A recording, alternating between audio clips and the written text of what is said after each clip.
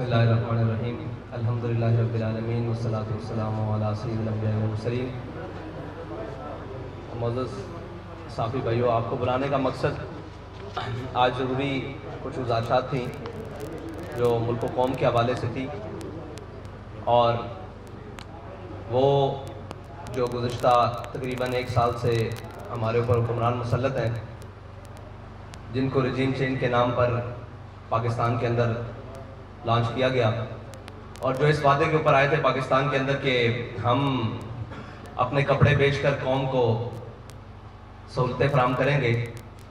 انہوں نے اپنے کپڑے کیا بیچنے تھے بلکہ قوم کو جو فطری لباس پہنایا گیا ہے، یعنی کہ ماس اور گوشت، وہ بھی نوچنا شروع کر دیا ہے۔ اور جن کے دعوے بلند و بانگ تھے کہ اسحاق ڈار صاحب پاکستان میں آئیں گے اور پاکستان کی معیشت اس رو میں بہنا شروع ہو جائے گی کہ یہاں ہر کوئی خوشحال ہو جائے گا، یہاں 2 وقت کی روٹی لوگوں کو آسان ہو جائے گی، غریب خوشحال ہو جائے گا، لیکن غریب کی بدحالی اور زبونحالی اس نہج تک جا پہنچی ہے کہ وہ جماعت جو ایک دینی عقائد اور دینی اقدار کے حوالے سے اپنا موقف رکھتی ہے، اس کے ذمہ داران نے بھی جب قوم کا حال دیکھا اور اس نہج پر دیکھا تو انہوں نے بھی یہ فیصلہ کیا کہ ہم اپنی قوم کے ساتھ کھڑے ہوں، نہیں تو یہ قوم جس میں بہت سارا دم خم تھا اس کو بھوک سے مار دیا جائے گا، اور اگرچہ وہ جمہوریت کے نام پر مار دیا جائے اور اگرچہ وہ مفاہمت کے نام پر، لیکن ساری چیزیں قوم کو بالآخر بھوک فراہم کر رہی ہیں۔ اور اس وقت جتنے بھی آنکڑے لائے جائیں، یعنی کہ ملائے جائیں، آنکڑے ملائے جائیں اور جتنے بھی اشاریے اوپر نیچے کیے جائیں، بالآخر نتیجہ یہی ہے کہ قوم کو 2 وقت کی روٹی بہت مشکل ہے اور ان کا گزر اوقات بہت مشکل ہے۔ بلکہ کل جو ایک قوم کے سر پر آفت اور بلا نازل کر دی گئی ہے، جو پچھلے 2 دنوں میں منی بجٹ کے نام پر جو رہتی سہتی کسر تھی وہ بھی نکال دی گئی ہے، اور قوم جو آخری سانسیں لے رہی تھی بلکہ ان کی اب کفن بھی نوچنے والی بات ہے، اور اسحاق ڈار صاحب نے کہہ دیا ہے کہ اب جو مر گئے ہیں ان کے اوپر بھی یہ تو کفن اتارنے والی بات ہے۔ یعنی کفن چور حقیقت میں اگر کوئی آج کے دور میں دیکھے تو وہ ہمارے وزیر خزانہ صاحب ہیں، جنہوں نے اتنا عجیب بات کی ہے کہ مرے ہوں کو بھی سکون نہیں۔ پچھلے تو کہتے تھے کہ قبر میں سکون ہے، انہوں نے آ کر کہہ دیا کہ قبر میں بھی سکون نہیں ہے۔ اور یہ ان کی معاشی پالیسی ہیں کہ انہوں نے بجائے اپنے شاہی پروٹوکول اور اخراجات کم کرنے کے، بجائے کہ سرکاری اہلکاروں کی جناب مراعات کم کرنے کے، بجائے کہ اشرافیہ کے اوپر کوئی جناب بوجھ ڈالنے کے، انہوں نے آسان سا کام ڈھونڈا ہے کہ وہ بجلی، تیل اور گیس کی قیمتیں بڑھا کر قوم کا وہ بھی نچوڑ لیں جو باقی قطرے خون کے جسم میں باقی ہے۔ تو یہ بہت ساری طویل ایک داستان ہے، اس میں صرف آج کا نہیں، پاکستان کی عمر تقریباً 75 سال مکمل ہو چکی ہے، 76ویں سال میں داخل ہے اور وہ بھی کچھ ماہ تک مکمل ہونے والی ہے۔ 75.5 سال کا پاکستان جو ہے وہ آج 23ویں مرتبہ IMF کے دروازے پر پھر کھڑا ہے، اور پاکستان کے قرضے جو پچھلے 1 سال میں 23% بڑھ چکے ہیں، اور تقریباً آج کی جنگ اخبار کی رپورٹ کے مطابق تقریباً پاکستان 50,996 ارب تک مقروض ہو چکا ہے، اور اندرونی اور بیرونی جو واجبات ہیں، قرض ہیں، وہ ایک علیحدہ ہے، اور مہنگائی جو تھی وہ 12.3% تھی پچھلے سال، اور جو اب بڑھ کر 25.3%۔ یہ سارے اشاریے ہیں جن کو ہم حکومت ملائے، اپوزیشن ملائے، کوئی بھی ملائے، اور دنیا کا سب سے بہترین اکانومسٹ بھی ملائے، لیکن آخر بات یہ ہے کہ پاکستان کا غریب، پاکستان کے متوسط طبقے اور سارے طبقے پاکستان کے اس وقت مہنگائی کی صورت میں الجھ چکے ہیں، اور بے یقینی کی صورتحال یہ ہے کہ اب پاکستان کی منڈیاں ہوں، پاکستان کے کاروبار ہوں، تجارتی مراکز ہوں، ہر کوئی پریشان ہے کہ کسی بھی چیز کو استحکام نہیں ہے۔ رات 12 بجے تک ہمیں بھی اس وقت اس لیے جاگنا پڑتا ہے، رات 1 بجے تک، کہ نہ جانے رات 12-1 بجے کے بعد کیا اعلان ہو جائے گا۔ اور اب تو IMF کی وہ ٹیمیں جو پاکستان کے نیوکلیئر پروگرام کی نظامت اور اس کی نگرانی کے لیے پاکستان کا دورہ کر رہی ہیں، یہ ایک بہت بڑی الارمنگ ہے۔ جو 2009 میں ایک خبر شائع ہوئی تھی کہ پاکستان کو معاشی طور پر اتنا مفلوج کر دو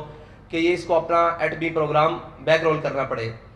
بہت ساری اخبارات کی وہ کٹنگز موجود ہیں آج بھی، لیکن پاکستان کو بالآخر ان نااہل اور ان ناہنجار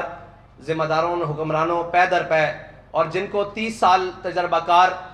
اور اہل ثابت کرنے کے لیے باہر سے بھی بلایا گیا، اور قوم کے جتنے پنجابی میں ایک بات کرے چھترے بکرے تھے ان سب کو ایک جگہ پر اکٹھا کر کے کہا گیا کہ یہ قوم کو جناب بڑا ریلیف دیں گے۔ ان تجربہ کاروں نے جو قوم کی آخری جناب کڑاکے نکالے ہیں، وہ اس وقت قوم چیخنے سے رہی، اور اس حد تک شکنجہ کس دیا گیا ہے کہ اب اگر کسی غریب احتجاج کی طرف سوچتا ہے تو وہ کہتا ہے کہ احتجاج تو کر لوں گا لیکن شام کو اپنے گھر میں کیا لے کر جاؤں گا. اس حد تک قوم کو نچوڑ دیا گیا ہے اور اس حد تک قوم کو لے جایا جا چکا ہے. اس پر ہم نے کہا تھا کہ آپ نے جتنا بھی مہنگائی کی ہے آپ رک جائیں, یہاں پر پیٹرول کی قیمتیں نہیں بڑھائیں, لیکن انہوں نے بضد ہو کر اور صاف ظاہر ہے اپنی عیاشیاں کم کرنے کی بجائے یہ بوجھ قوم پر ڈالنے کے لیے انہوں نے پیٹرول کی قیمت پھر بڑھائی ہے. اور اس میں ہمارا اعلان یہ ہے کہ ہم آپ کو پھر 72 گھنٹے کا الٹیمیٹم دے رہے ہیں اور ہمارا یہ آپ سے مطالبہ ہے فی الحال کہ آپ یہ پیٹرول کی دی ہوئی قیمتیں واپس لیں, ورنہ 72 گھنٹے بعد ہم وہ اعلان کرنے پر مجبور ہو جائیں گے جس کے لیے تحریک لبیک پہلے بھی جانی جاتی ہے. تو ہمارا انشاءاللہ وہ اعلان بھی 72 گھنٹوں بعد آ جائے گا, اس کے لیے میڈیا کی ضرورت نہیں پڑے گی, ہم انشاءاللہ اعلان کر دیں گے. آج اس لیے بلایا گیا ہے کہ ہو سکتا ہے بعد میں یہ کہیں کہ جی ہمیں وقت دیا جاتا, ہمیں یہ کیا جاتا. آپ کو 72 گھنٹے کا حکومت پاکستان کو تحریک لبیک پاکستان الٹیمیٹم دیتی ہے کہ 72 گھنٹے کے اندر یہ قیمتیں جو تھیں وہ 14 فروری کی رات تک واپس لے کر آئی جائیں, یعنی کہ 250 روپے پیٹرول, یہ جو 22 روپے قیمت بڑھائی گئی ہے. اور عالمی منڈی میں بھی تیل کی قیمتوں میں استحکام آیا ہے, لیکن پاکستان کی ان ناجار اور جو بظاہر تجربہ کار ٹیم ہے اس نے پاکستان کے وہ سارے معاملات, اور لوگ کہتے ہیں جی کہ خریدا ہوا مہنگا ہے, تو اگر خریدا ہوا مہنگا ہے تو آپ حکمران کس بات کے ہیں, آپ کو حکومت کس بات کی دی گئی ہے اگر آپ ریلیف نہیں دے سکتے؟ اور اگر آپ ریلیف نہیں دے سکتے تو یہ قوم کی جان چھوڑیں. اور ہم تو انتظار کرتے رہے کہ شاید کسی کو اپنے اقتدار کے علاوہ قوم کے بھی خیال آئے, لیکن کچھ جیل کی جانب چل پڑے اور کچھ جناب قوم کے کپڑے اتارنے کی جانب چل پڑے اور قوم کو نوچنے کی جانب چل پڑے. اس لیے تحریک لبیک پاکستان نے فیصلہ کیا ہے کہ وہ میدان عمل میں رہ کر قوم کے ساتھ انشاءاللہ کھڑی ہوگی.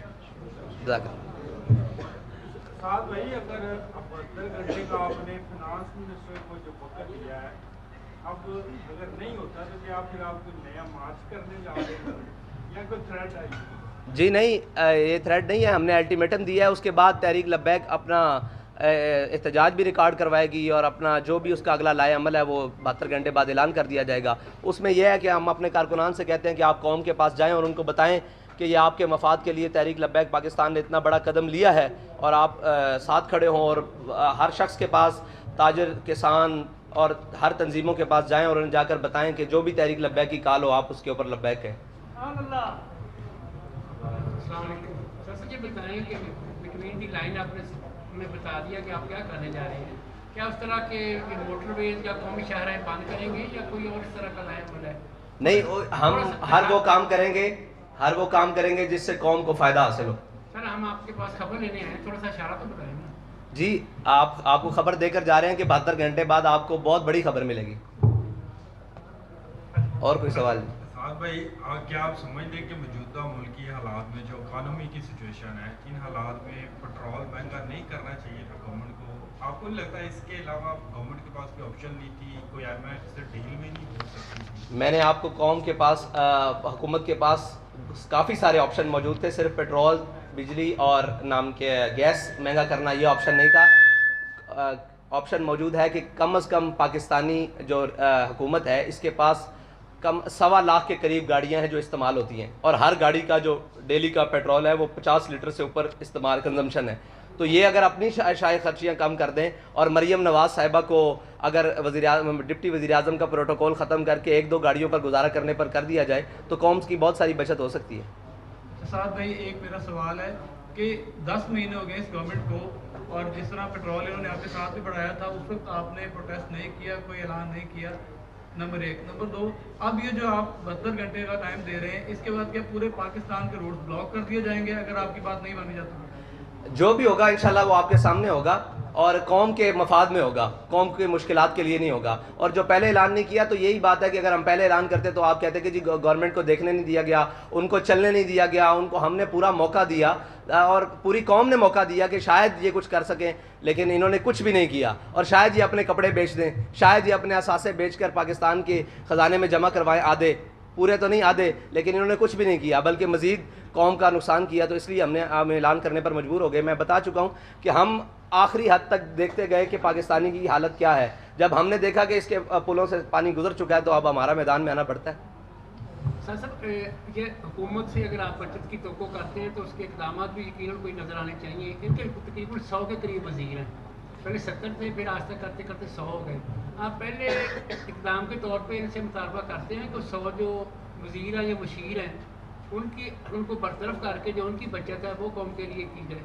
जी, आप 100 वज़ीर रखें लेकिन जो उनके अखराजात हैं वो ज़ीरो कर दें। बराए करम 200 रख लें मुशीर, लेकिन जो उनके अखराजात कौम के उनके ऊपर खर्च हो रहे हैं वो कम कर दें और वो ज़ीरो कर दें और वो कौम के में कर दें। तो हमें इससे गर्ज नहीं है 500 मुशीर रख ले ज़िले शाह साहब। आप रहने दें, अब बाकियों को भी मौका दे दें। जी बाकियों आपका कुछ सोशल मीडिया करना चाहिए। मैं सिर्फ एक रिलेटेड आज जो सिचुएशन चल रही है, इमरान खान बार बार डिमांड कर रहे हैं 90 दिन में इलेक्शन कराएं और कबल अज़ वक्त इलेक्शन की बात कर रहे हैं। क्या आप चाह रहे हैं कि पाकिस्तान में कबल अज़ वक्त इलेक्शन हो जाए? भाई, पाकिस्तान में इलेक्शन वक्त पर होने चाहिए, ये हम पहले बार बार ऐलान कर चुके हैं। पाकिस्तान में इलेक्शन वक्त पर होने चाहिए, लेकिन उस वक्त पर नहीं जब तक कोई पाकिस्तानी ज़िंदा ही ना बचे और सारे गरीब पाकिस्तानी मर जाए। ये हम कह रहे हैं कि पाकिस्तान के इलेक्शन वक्त पर होने चाहिए, लेकिन गरीब को ज़िंदा रहने के लिए मौका देना चाहिए तब तक के लिए। बहुत शुक्रिया जी।